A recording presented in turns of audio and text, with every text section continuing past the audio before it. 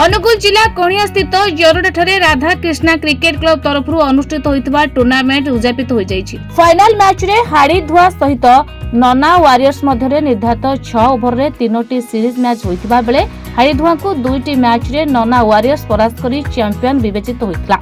अन्यपक्षे शह शह दर्शकों भिड़ जमिथिबा बेले मैच रो man of the series Lucky Das man of the match भाबे सितु प्रधान को विवेचन करा जायतला।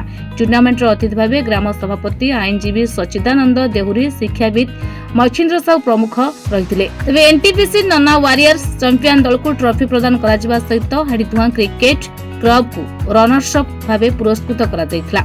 आयोजक राधाकृष्ण क्रिकेट क्लब रो सदस्य तुषार बेहरा विकास साहू रंजित देहुरी प्रमुख सहयोग करथिले। एठी 25-30 वर्ष खेल से गाम गाँ के ढीह पड़िया जो होता से बढ़िया भल खेल होता भी पड़िया भल था तापेक्षा ये इनफेल पड़िया भी भल अच्छी एवं लक्ष्य हूँ आम भाई पिला मध्य कि सहयोग रखा हे भातृत्व भाव सृष्टि हम एवं जो शारीरिक जो एक्सरसाइज से भी पूर्ण होगा ये खेल भी हो 20 दिन काल खेल है तो आ भितर केउं दल मैंने फाइनल को जाइए आज फाइनल किए विजय आज 20 तारीख स्टार्ट है। आज जो फाइनल मैच रे नना वारियर्स एनटीपीसी वर्सेस हाड़ीधुआ मध्य होता एवं से नना वारियर्स जय लाभ कला। ये खेल करिया द्वारा एठी लोकल एरिया रो भी हमर जाइकी लोक स्टेट लेवल हो नेशनल लेवल हो लोक मानकर जो आग्रह बढ़िबो एतिपाई आम गाँ हो आम राधाकृष्ण क्रिकेट क्लब जड़ार भी हो तांकर जो आग्रह अच्छी ये आग्रह द्वारा लोक माने आमर खेलाड़ी भाई माने निश्चिंत रूप से ये खेल प्रति आकर्षित हेबे एवं नेशनल लेवल एवं स्टेट लेवल मध्य जाई ताकर खेल प्रदर्शन करिवे। तेणु एतिपाई आमे समस्ते जत्नवान सह केमती शांति श्रृंखला खेल हम से आमे समस्ते जत्नवान।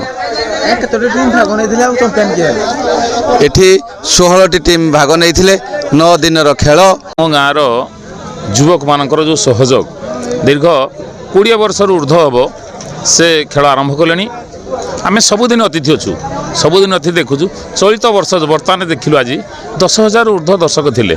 ये अंचल लोक जरडार टूर्नामेंट को बहुत आग्रह सहकार आसती एवं जो शांति श्रृंखलार खेल हुए से उपभोग करती। तेणु चलित वर्ष बोधे 16टी टीम आमर भाग नहीं एवं शेष फाइनाल को जाइए एनटीपीसी वारियर नना वारियर आउ हाड़ीधुआ। तेणु नना वारियर बर्तमान चैंपियन है एवं खेल बहुत उच्च कोटीर थिला। 20 तारीख रु आमर मैच स्टार्ट होईची आमर टूर्नामेंट स्टार्ट होईची 20 तारीख रु आज 29 रे शेष होईची।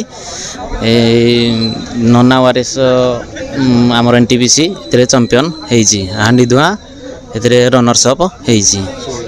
16 टीम एतरे भाग आमर नैथिले बहुत शांतिपूर्ण भाव में सुरखुर 16 टीम द्वारा टूर्नामेंट संपूर्ण आज होईची।